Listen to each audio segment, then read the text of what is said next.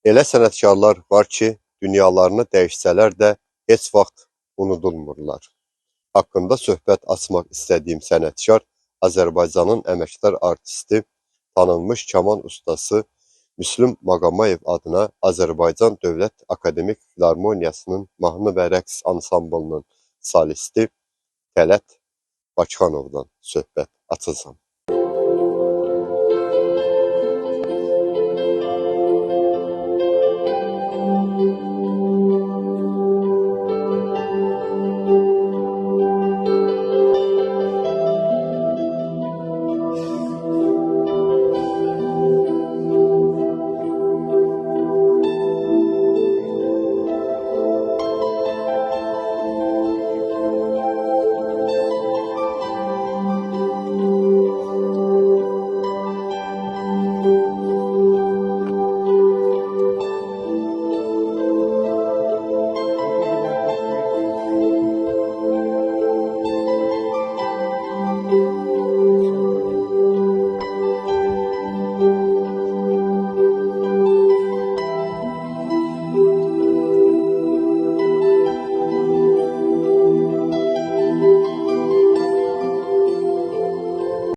Tələt Bakıxanov 1927-ci il iyunun 13-də Bakı şəhərində anadan olmuşdur.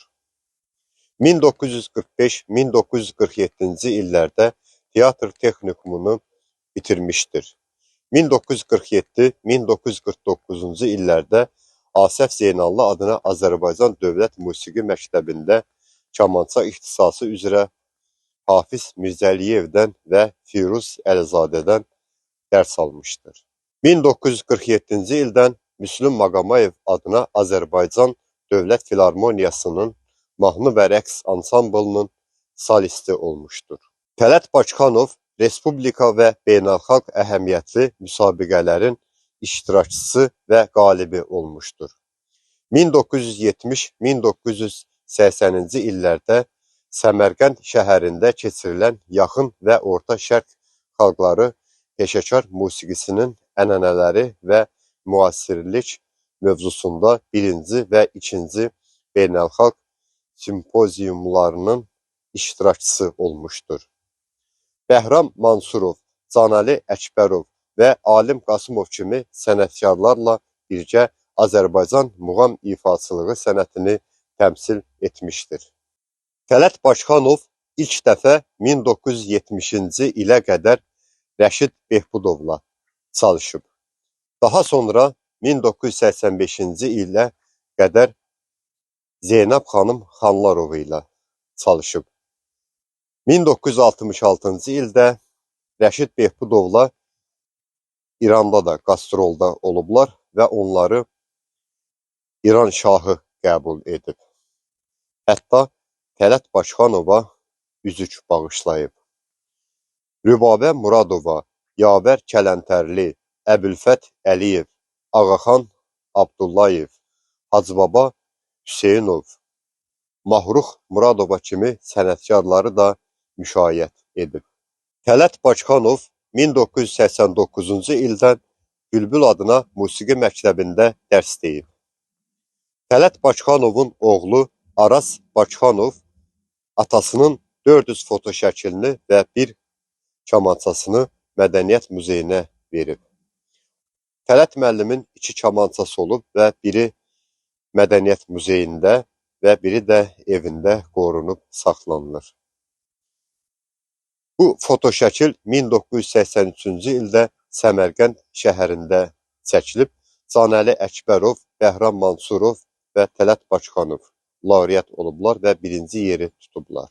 Bu fotoşəkil Hindistanda çəkilib. Soldan 1-ci pianoçu Akif Abdullayev, 2-ci tarçalan Əliağa Quliyev, 3-cü Tələt Bakıxanov, 4-cü dəf çalan Əzizağa Nəcəfzadə və Rəşid Behbudovun şəkildir. Tələt Bakıxanovun Wikipediyasında qeyd olunur ki, onun sənətə gəlməyində əmisi Əhməd Bakıxanovun böyük rolu olub. Əhməd Bakıxanov onun əmsi deyil. Əhməd Bakıxanovun atası ilə Tələt Bakıxanovun atası qardaş olublar. Və o da səhv məlumatdır, orada yazılıb. Tələt Bakıxanovun ailəsinə gəldikdə isə onun 2 oğlu və 2 qızı olub. Hal-hazırda 2 oğlu və 1 qızı həyatdadırlar və 1 qızı dünyasını dəyişib. Tələt Bakıxanovun oğlu İncəsənət Universitetini bitirib, rejissorluq fakültəsini, hal-hazırda başqa sahədə çalışır, 68 yaşı var və digər oğlu Araz Bakıxanov bu çəkilişdə mənə köməklik etdi və ona da öz təşəkkürümü bildirirəm.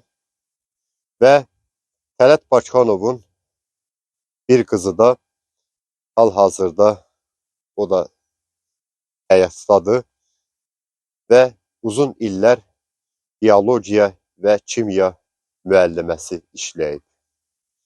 Və bir qızı da dünyasını dəyişib, o da müəllimə olub və burada dəfn olunub. Tələt Bakıxanovun həyatına gəldikdə isə həyatda 3 qardaş, 4 bacı olublar. Böyük qardaşı Əli Bakıxanov polkovnik həkim olub və 1941-1945-ci ildə müharibə iştirakçısı olub və 5 il ailəsi ilə Germaniyada da yaşayıb və 2005-ci ildə dünyasını dəyişib, o da qardaşı Tələt Bakıxanovun yanında dəfn olunub. Tələt Bakıxanovun 3 bacısı həkim və biri müəllimə olub. Digər qardaşı 1935-ci ildə 19 yaşında xəstəlikdən dünyasını dəyişib, o da rəssam olub. Tələt Bakıxanovu biz 1956-cı ildə kino rejissor Hüseyin Seyidzadənin lentə aldığı O Olmasın Bu Olsun filmində biz saniyə də olsa onu görürük. Qonaqlıq səhnəsində xanəndə Xan Şuşinski